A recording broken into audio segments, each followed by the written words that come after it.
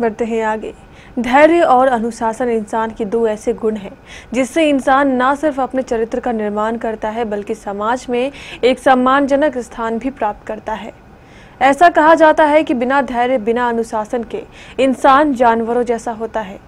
अगर इंसान धैर्य खो दे और अनुशासनहीन हो जाए तो समाज को शर्मसार कर देने वाले मामलों का जन्म होता है। ऐसा ही एक मामला कल विनोदपुर स्थित डॉक्टर आशा शरण की क्लिनिक में देखने को मिला, जब एक रोगी के परिजन ने अनुशासनहीनता का परिचय देते हुए डॉक्टर आशा शरण पर ही हमला बोल दिया। हमला भी ऐसा कि परिजन एवं उसके साथियों ने मिलकर डॉक्टर आशा शरण को बुरी तरह घायल कर दिया। हुआ यूं कि डॉक्टर आशा शरण के नर्सिंग होम में एक महिला रोगी पूजा देवी भर्ती है।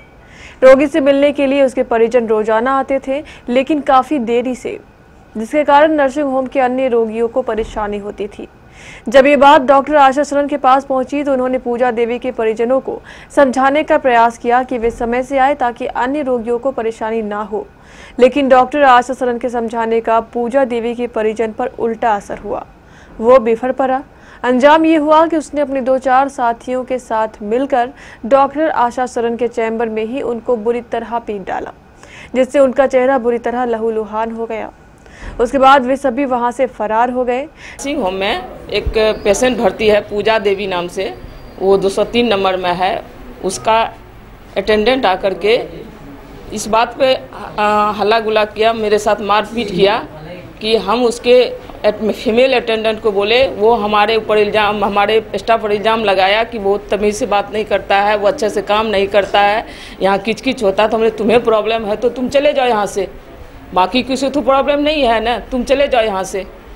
इतना कहने पर वो अपने आदमी को फ़ोन किया और आकर के वो आदमी हमारे चैम्बर में सीधा 15 के करीब घुसा और हमको गाली गलौज करने लगे। पहले स्टाफ को किया, हमने उसको कहा कि क्या बात है, क्यों हल्ला कर रहा है बाहर।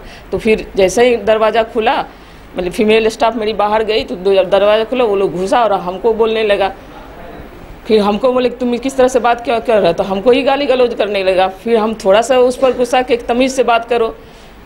तो इसके बाद वो जितना ही कहने का लेट था कि कुर्सी उठा के मारने लगा, कुर्सी उठा के मारा और वो वेइंग मशीन से भी मारा है सिर में। जब इस घटना की सूचना आईएमए के जिला इकाई के डॉक्टर को मिली तो बड़ी संख्या में वे लोग घटनास्थल पर पहुंचे और रोगी के परिजनों द्वारा किए गए आक्रमण की कड़ी भर्त्सना की। जिला प्रशासन से आरोपियों के विरुद्ध कार्रवाई की मांग की गई है। नहीं, बहुत ही हृदय विदारक और बहुत ही दुखद और शर्मनाक घटना है।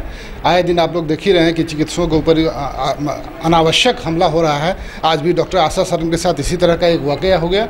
अब उनके क्लिनिक में कोई एक पोस्ट सिजेरियन सेक्शन की एक पेशेंट है, उनके अटेंडेंट को डिसिप्लिन मेंटेन करने के लिए कहा गया, तब वो अपने पूरे मोहल्ले को बुलाकर उनके ऊपर ऐसा आक्रमण, आप लोग देख ही रहे हैं कि वो लहूलुहान है, उनके ऊपर इस तरह का अत्याचार हुआ है। तो ऐसे में तो सब डॉक्टर कैसे काम करेगा, हमको तो समझ में नहीं आ रहा है कि कैसे। लगता है कि सारे राज्य के ही डॉक्टरों को अब अपना काम बंद करके इस तरह से छोड़ना पड़ेगा। अब पूरे आप लोग बुद्धिजीवी लोग हैं, आप लोगों को भी सोचना पड़ेगा कि इस समस्या से कैसे निदान पाएँ। आए दिन इस तरह की घटना हो रही है, चिकित्सक कैसे काम करेंगे।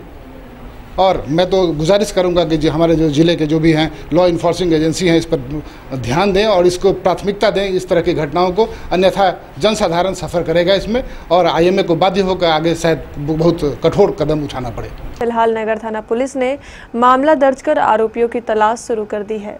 हम लोग सेक्टर में गश्ती में थे, थाना प्रभारी महोदय का फ़ोन आया कि देखिए डॉक्टर आशा शरण के मैडम के साथ कुछ घटना हो गया है, आप लोग थोड़ा उसको अविलंब पहुँचिए। हम लोग को अविलंब तुरंत सूचना मिला और हम आए तो उनके देखे बैठी हुई थी बेतहाशा और बुरी तरह से ब्लड गिर रहा था, उसके मुंह से ब्लड निकल रहा था।